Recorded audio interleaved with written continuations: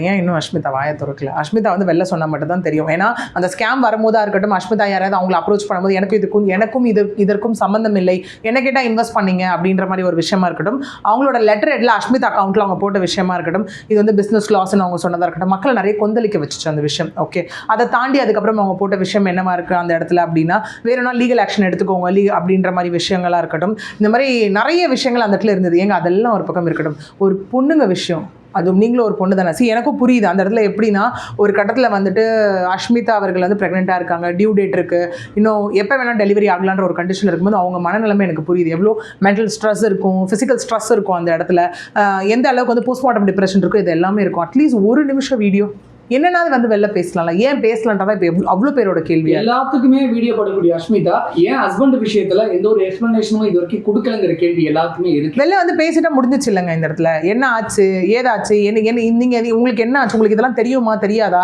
ஒரே வீட்டில் இருக்கீங்க, ஏன் பெண்கள் கூட அவர் பேசுறது உங்களுக்கு தெரியுமா தெரியாதா, இவ்வளோ விஷயங்கள். ஏங்க இப்போ எல்லாருமே கேட்குற ஒரு விஷயம், ஹஸ்பண்ட் ஒய்ஃப் ஒரே வீட்டில் இருந்தாலே ஹஸ்பண்ட் வந்து சில டைமில் ஃபோன் எடுக்க பயப்படுறதோ, ஒய்ஃப் ஃபோன் எடுக்க பயப்படுறதோ, அவங்களுக்குள்ள இருக்க அந்த ஒரு பயம், ரிலேஷன்ஷிப், நம்பிக்கை எல்லாமே தானே. இப்போ இவர் இவ்வளோ நம்பிக்கையை குலைக்கிற மாதிரி பண்ணியிருக்காரு, இத்தனை பொண்ணுங்க கிட்ட இப்படி பேசியிருக்காருன்னும் போது எந்த ஒய்ஃப்க்கும் கோவம் வரணுமா வரக்கூடாதான்?